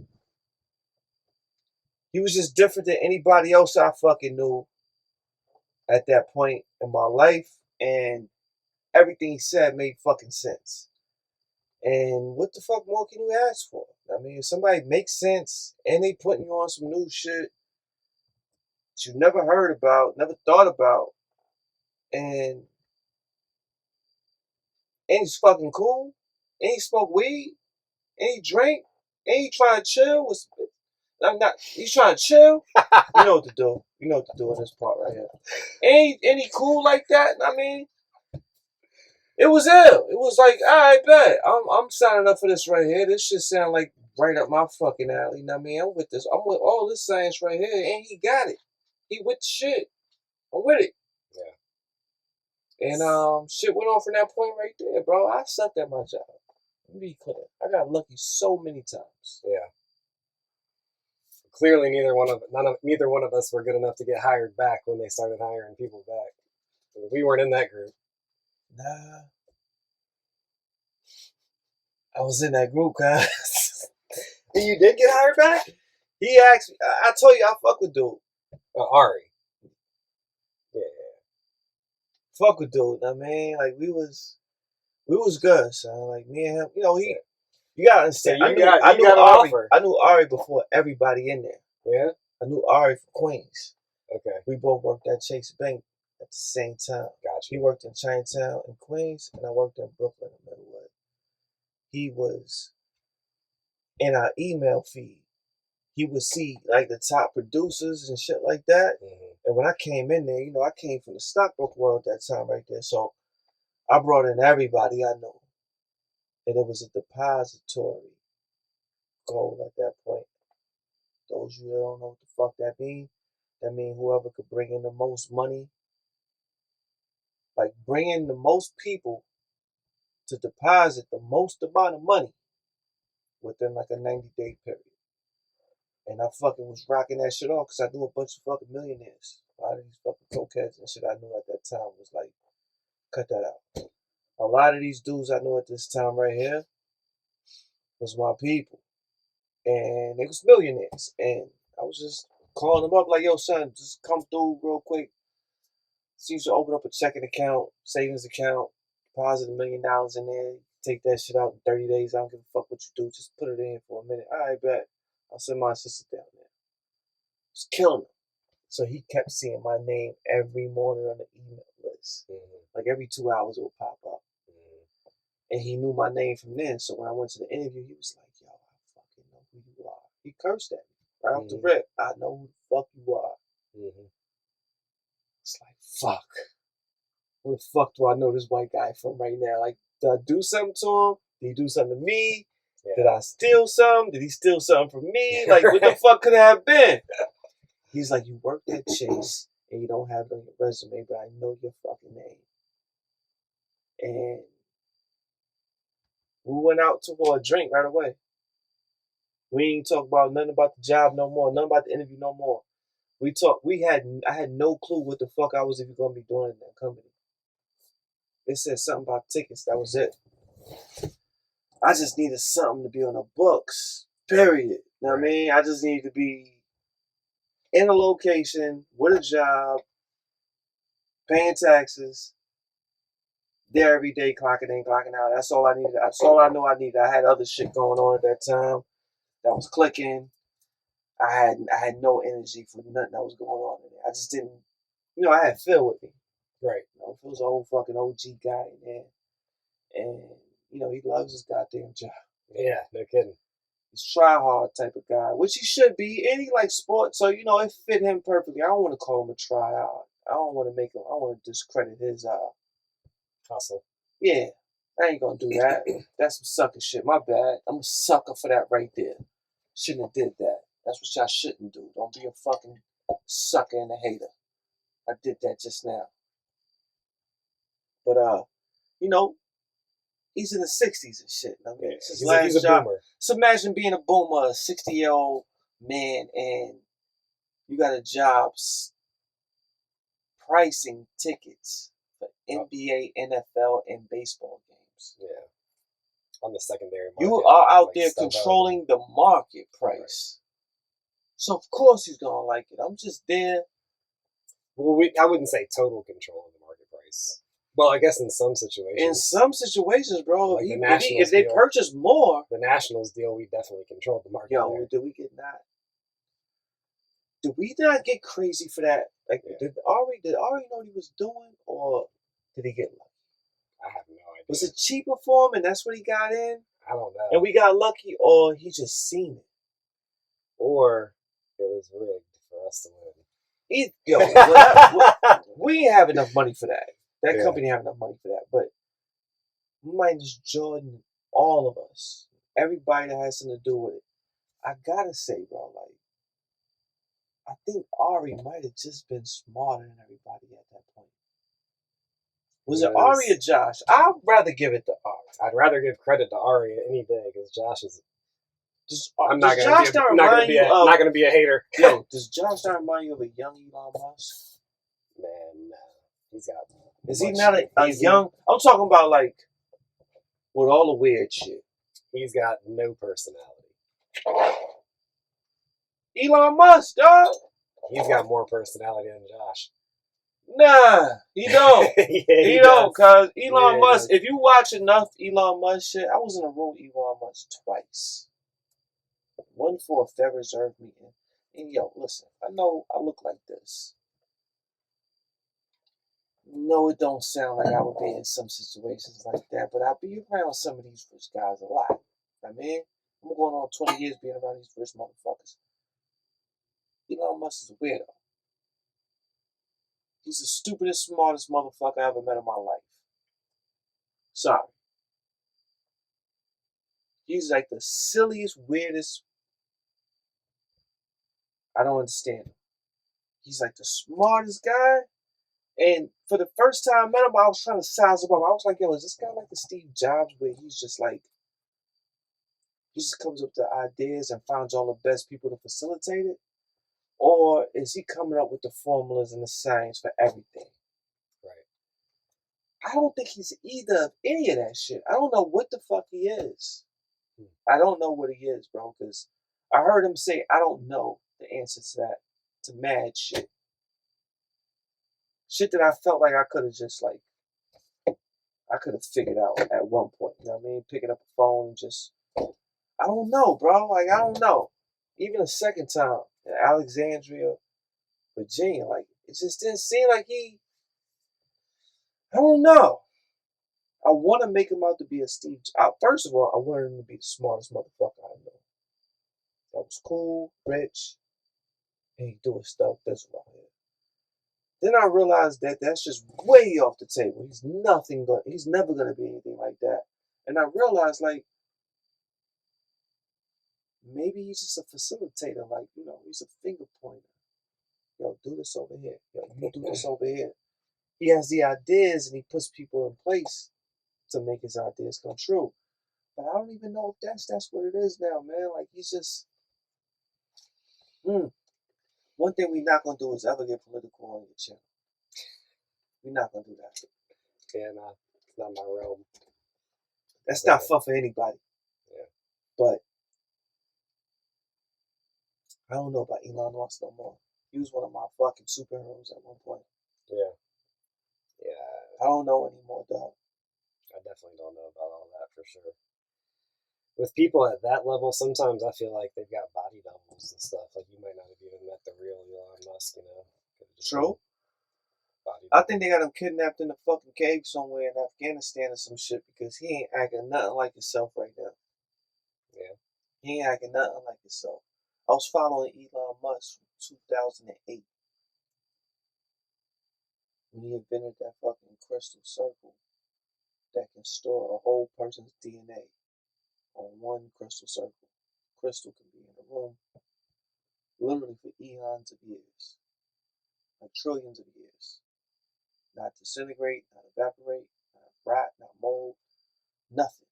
When he first did that, and then he did eBay, and then he did PayPal. I've been on him for a long time, dog. These moves he's pulling now, it's not like him at all. This is nothing like him. It's not even a public motherfucker like that. So you're talking about all the Twittering stuff like that? He's not like that. From 2008 to 2024, dog, and he's all of a sudden in the last year and 3 months, he just made a complete 360 and not acting like himself at all. You never seen Elon Musk like that. I don't know what the fuck's going on, but that ain't been his vibe since I've been following him. You gotta understand, this man had a part in inventing eBay, and he had 100% part in facilitating the way eBay makes their payments for people to purchase shit and return shit and sell shit with PayPal. This is a guy that's been here before, like one of those originals, I mean? And he's always been not afraid, but away from the camera and just put his ideas out there and let it speak for itself.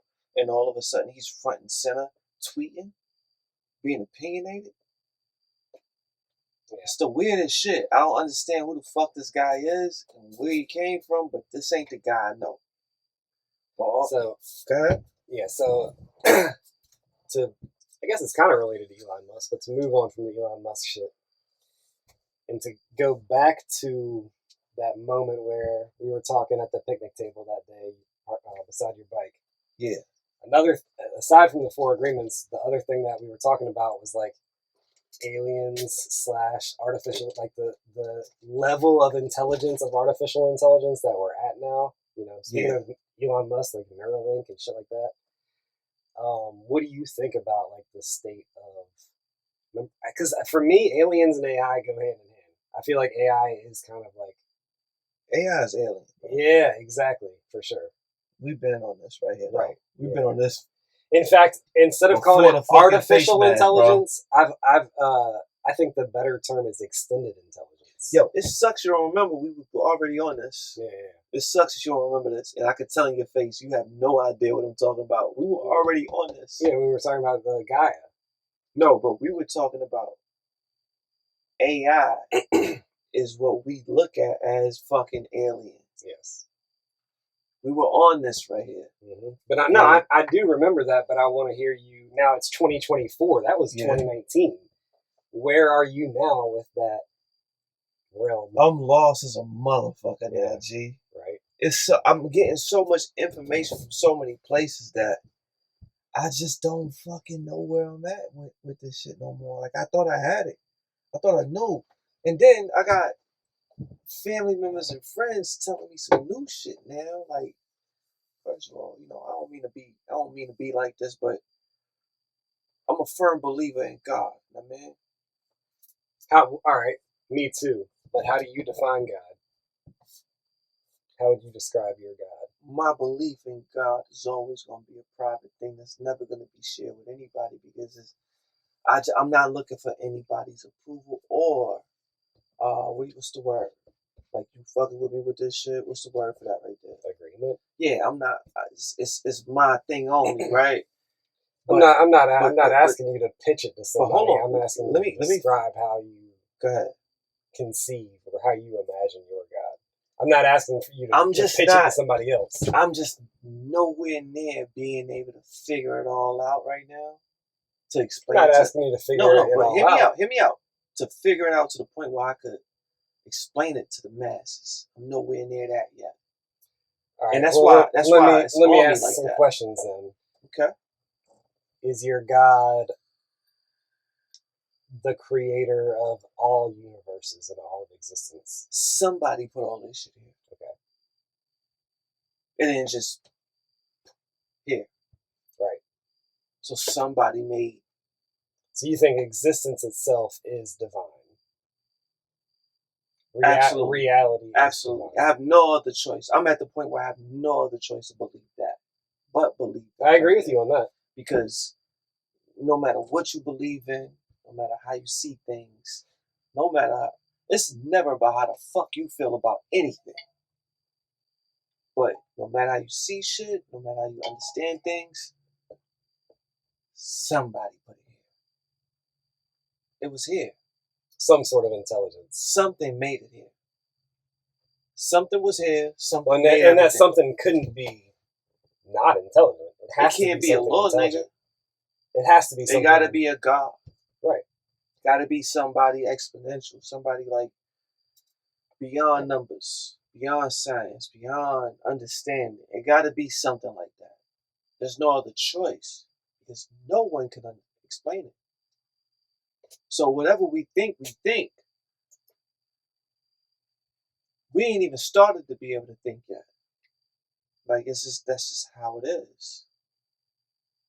Ain't nobody been out there. We don't know what the fuck's out there, G. Nobody knows what the fuck's out there.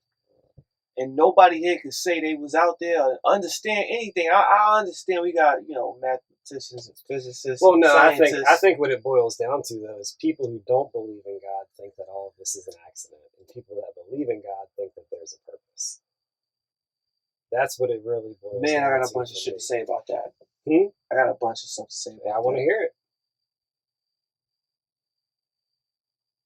I don't hear too many atheists talking about purpose, and I don't know any God believers or believers that would say it's an accident. You ever ask an atheist what they like? What's their favorite food? What they like to do? You ever ask an atheist these kind of things? I know at least 15, 20 of them. Okay. You ever ask these kind of people those kind of questions? What they like to do? Not explicitly. What makes them happy? What makes them angry? What's their favorite food? Like, you ever ask them shit that they I don't think they like know. or Do you appreciate? think they know? Do they know? Oh, I know for a fact they know. What do they answer? It ain't even about the fucking answers. It's the reasoning behind all their answers. The answers are gonna sound normal, but the reasoning behind their answers is the most astonishing shit ever. We got to give them that another time. I want to hear it. That's a situation. That's a situation right here that I need to start from when I first found out about. I got to start off from what I believe in, how I feel about situations, how I got to this point, and how it grew and recessed, and grew back again, and recessed and grew back again, and why I stayed. I got to get into that first, and then tell you when I met these folks, the environment they were in, the age they were, what they were going through in their day-to-day life, and tell you what they believe,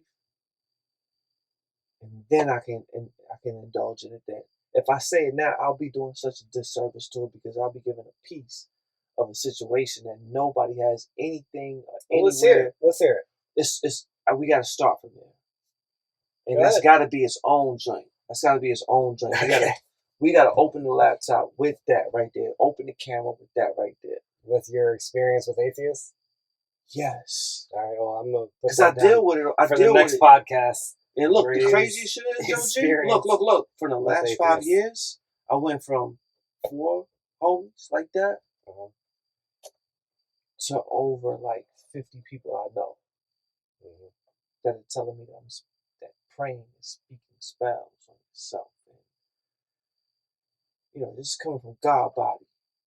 God body type of cats. Israelites type of cats. When you walk out your crib in the morning, you got older guys. You fucking 12, 13 years old. But that's not an atheist. You got 35-year-olds saying, what's today's mathematics? God, you gotta know it. If you don't know it, you better not come back to your crib. I don't give a fuck if your mom's or your father's upstairs. You can't come back to your crib without knowing what today's mathematics is. You can't. We talking about guys like this that believe deeply and solely. Fresh out the penitentiary cats that never been in jail. That believe strongly, the Israelites. 5%ers. Those was my era in New York. They're not atheists though. No. I'm just giving you an assortment of different non-believers of what I normally believe in. But they believe in a God.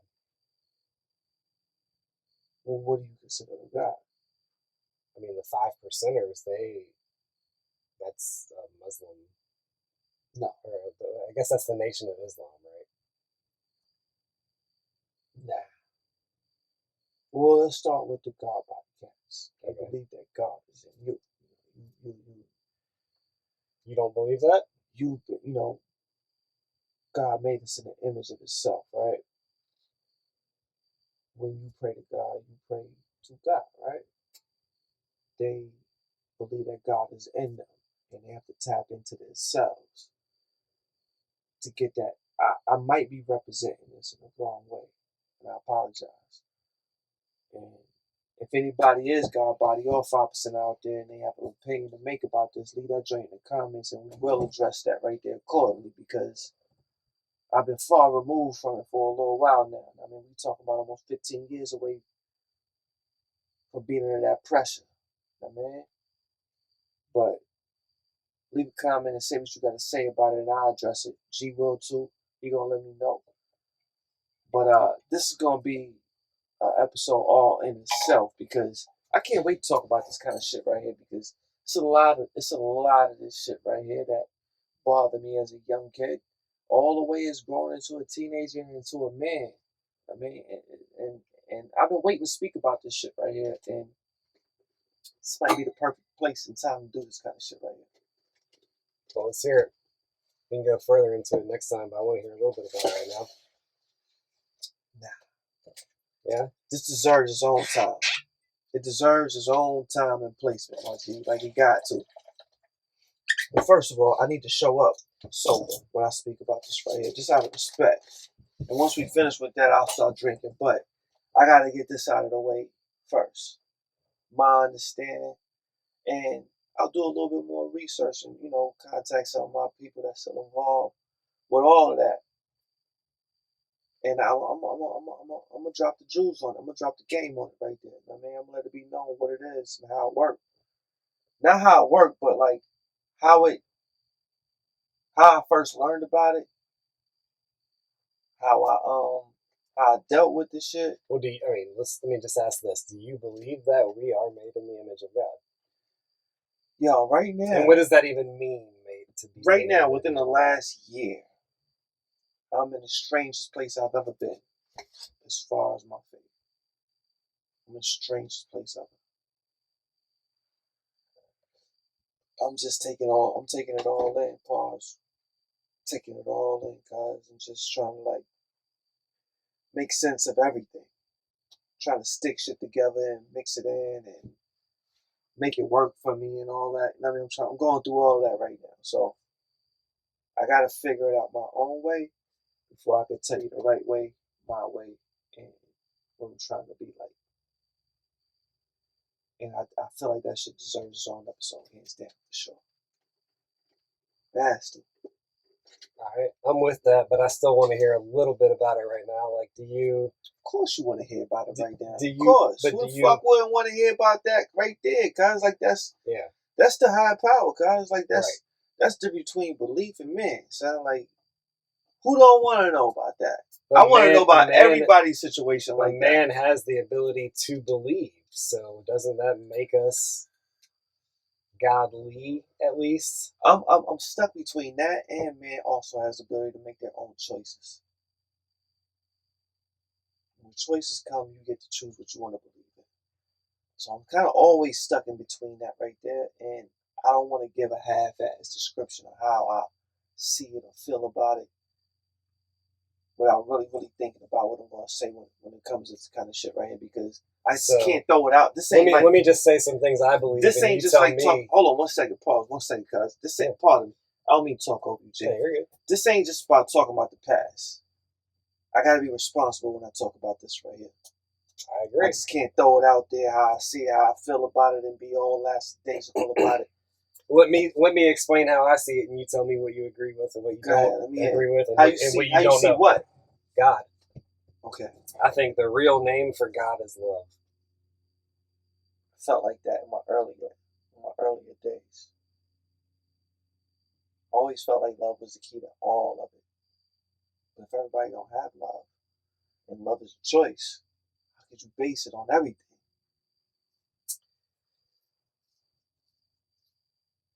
How could you base it on everything? So it's a choice. So you're saying you can choose to not love? Of course you can. Yeah. No, I agree. But I think that's proof that love exists, because love would actually give you the choice to not love, whereas hate wouldn't give you a choice to love. I don't think you could really I think it's a little bit different. Because if you know somebody, it makes it different. You can hate somebody without knowing them. Right? You can hate somebody like as of right now. And I hate I'm not going there. I'm not gonna go there. As of right now, right? I'm gonna leave that alone. But you can hate somebody you don't even fucking know. You can hate a character in the movie and deeply hate him because he encroached on some shit that happened in your life or is very, very fucking familiar with. But that's the yin yang, man. To me, that's the yin yang. But how do you mix that in with entertainment or fake shit or what they're portraying? Yin yang is, you get the bad and the good. But hate is love. Hate is love. You wouldn't hate something you didn't actually love. So I'm stuck with that because I hate a lot of shit that I don't love. But you're giving it attention by hating it. I hate that I ride motorcycles like I do. I love it. I hate it to death. I hate the way I act when I get on the bike. I'll say all this shit. Yo, I'm not about to ride hard tonight. I'm not going crazy tonight. We're not going to be bullying every fucking where. We're not going to be doing 210 everywhere. And I get on it, and I go fucking 210. I hate it. I can't stop doing it. So but you love it. That's why you do it. I love it. You say you hate it, but the fact that you do it proves that my life is on the line and I'm controlling it. Well, at least I think I'm controlling it. Right. I really believe I am. But I know I don't have any fucking control of the matter when it comes to that kind of shit right there, because just not even 200, bro. Like 192, like that front tire is going like this. It's just tapping the ground. It's just tapping. It's any time, but that feeling, it's not a drug. It's just knowing that I'm the only person keeping myself alive right now. If that make any sense, it's fucking corny. It's trash, but in the moment of doing it, you get a feeling of I'm the person keeping myself alive right now. Right now, you walk out of this fucking drink right now. You're not thinking about who the fuck keeps you, who's keeping you standing up and walking. You just know you're doing it. But in those moments, you feel differently. And I can never really explain it the correct way to get it justice. And it's stupid to do this kind of shit, I mean, but I'm the type of person I compartmentalize my issues, my situations, and I deal with them on my own because I just was raised to be, a man takes, a man deal with his own shit. He be alright. Mm-hmm. And I did it for so long where it's too late for me to try a different way unless it's extremely fucking easy. I mean, and I can't look at things any other way, bro. It's hard for me to look at things any other fucking way. Like, these are the ways I see it. This is the way I did it. This is the way I see my OGs do it. Do you disagree or agree with this? We can't control other people or the situations around us, but we can control how we react to it. Absolutely, 100%. Not just how we react to it, but how we respond, how we interact. What are you trying to do about it?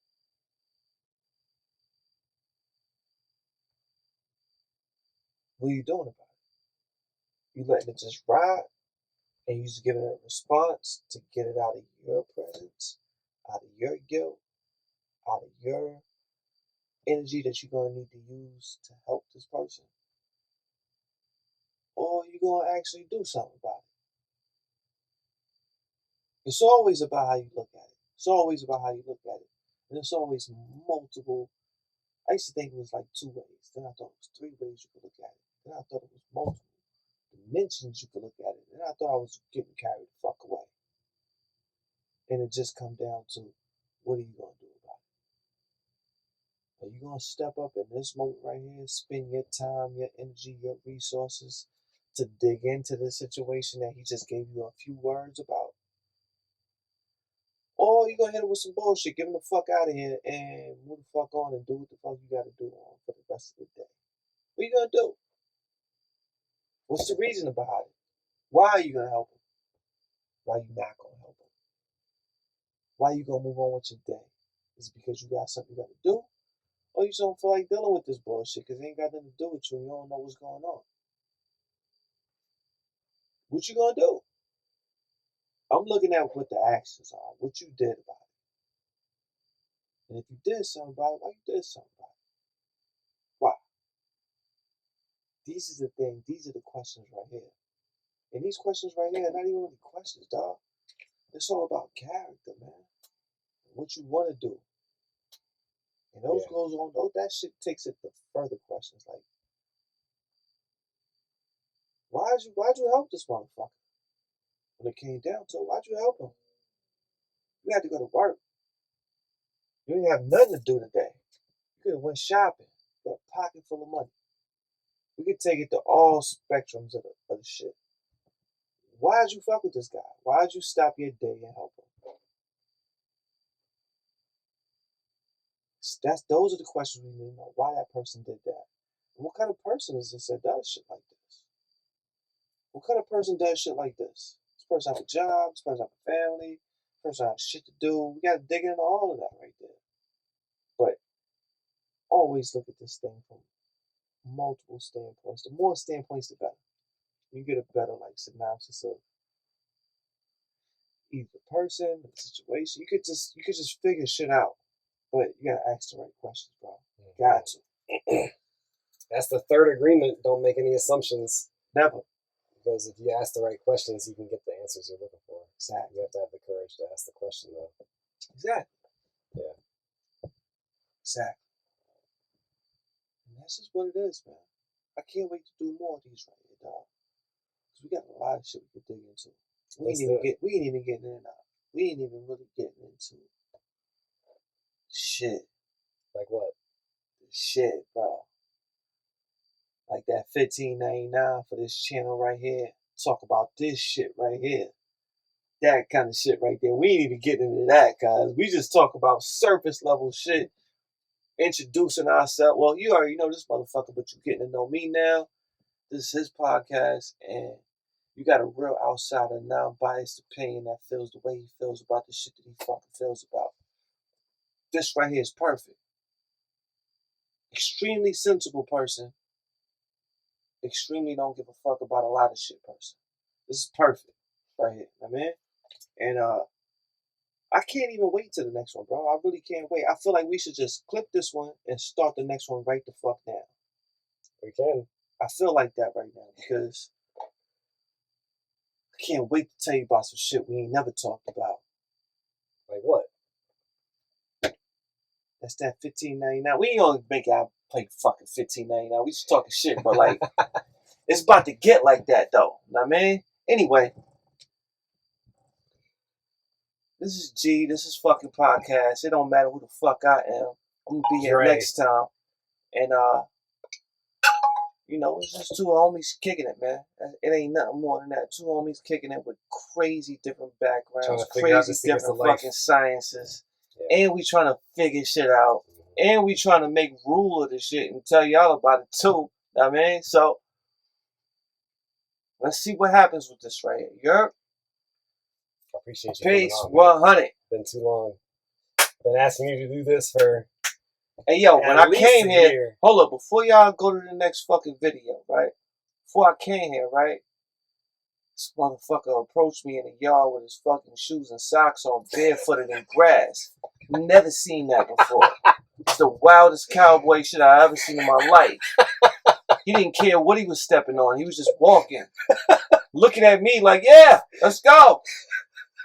We walk like two to three school buses to another little like joint where we at right now. Like, I would never do that. Never that brave. I don't know what I would do without my shoes and socks on. Fuck that. But we here and we talking about this shit right now. Hey yo, I don't live too fucking far from him, so this next episode is gonna be very, very quick. It's probably gonna be in a different location, so be aware for that right there. God body. But you fucking with the right dude. Your experience. We talking about God body.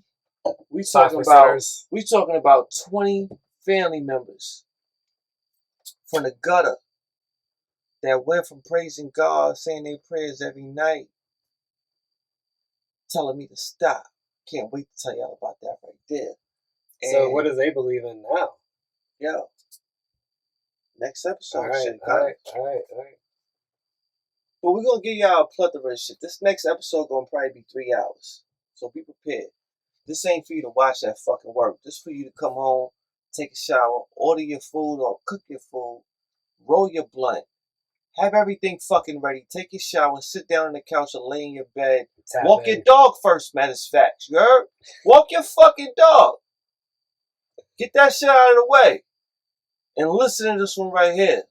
Cross your ankles and sit back and listen to this shit right here. Because I got some shit to talk about. And G got the fucking answers and the understanding. You heard? Peace 100. Much love, bro. We in there? Appreciate you. Next one at my crib, G. Alright, let's do it. Nah, I'm dead ass. Do you believe in repenting? What if the kingdom of heaven's within you? Do you think you would enter, huh? What do you know, huh? How do you know truth? From the pit of your soul or just cause somebody told you? Do you think about what you think about? Do you see yourself in the people that you hang around? Keep quiet, let me think aloud. Listen up, wanna break it down and question your perceptions. I'ma break it down and question your perceptions. Do you ever question your perceptions? Do you ever question it all? Yeah. What if if your money was worthless? Then would you know what your worth is and reconsider living with a purpose? How would you determine what work is? Are you seeking what's easy to purchase, or is it deeper than what's on the surface? Do you question your perceptions ever so is real, huh? It ain't your politicians, nor your status. All of that is fiction, so it's real, huh? It ain't your entertainment, nor the industry. I heard it's filled with fake shit. And I need truth over everything. Yeah. I need truth above all else. Just I need truth over everything. Yeah, give me the truth, give me the truth, give me the truth, yeah.